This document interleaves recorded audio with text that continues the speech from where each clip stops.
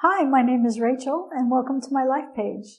Today I'm going to talk to you about addiction and mental health counseling.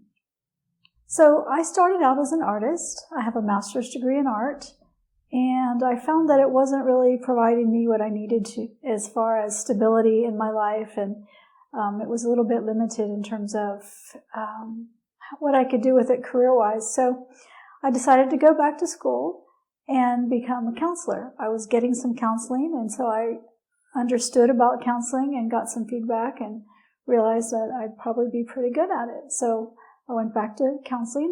So I went back to school and I got a master's degree in counseling and began working fairly soon.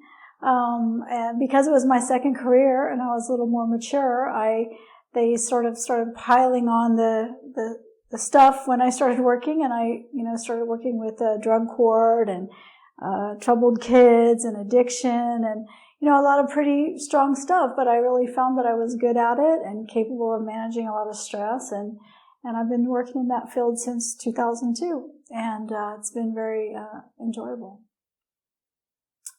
So let's start talking about what is addiction and mental health counseling. What is it? Well, it's helping people overcome life's challenges.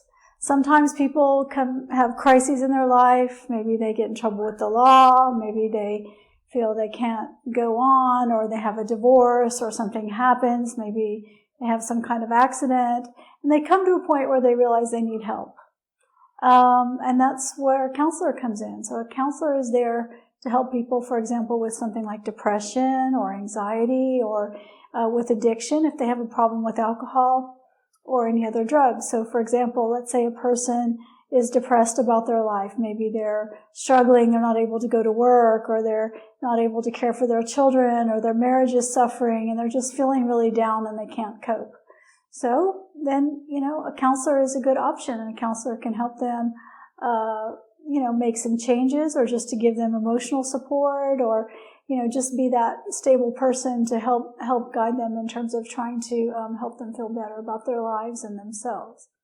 Or let's say a person has been using alcohol to excess. Maybe they're drinking every night, or maybe they're binge drinking on weekends, or let's say their husband or their children expressed concern about the amount that they're drinking, or maybe they got a DWI, which means they were driving and they got stopped by the police and they were drinking alcohol and they had legal consequences as a result. So those people might come to a counselor, or they might even be required to come to a counselor by the court, or they have legal charges and they're on probation, and their probation officer, or who's like a court someone who's charged with requiring them to do certain things, would be monitoring their treatment and requiring them to make certain changes. And so the counselor is there to support and to be human and help them make those changes. So let's talk about education. How can you educate yourself? How can you begin the process of understanding what you need to know in order to be an effective and helpful counselor, whether it's with trauma or addiction, mental health, any of those things. So one of the things that you can educate yourself about in order to be an effective counselor is to understand what trauma is.